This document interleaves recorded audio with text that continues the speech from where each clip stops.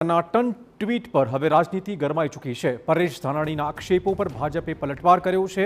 કોંગ્રેસ ટનાટન નહીં, કોંગ્રેસ ના પાડવામાં ટનાટન હોવાનો દાવો યજ્ઞેશ દવેનો છે।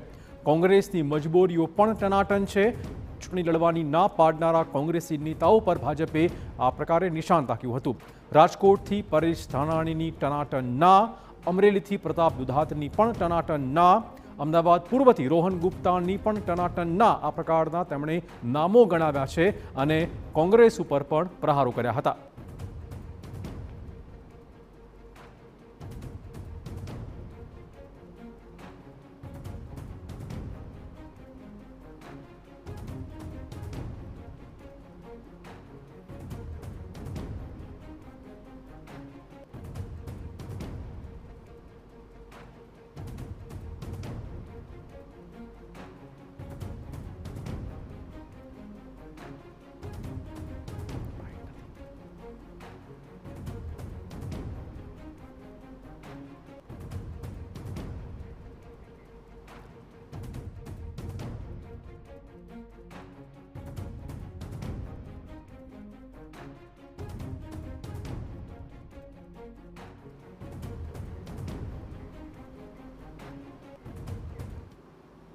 અરવલ્લીમાં ભીખાજી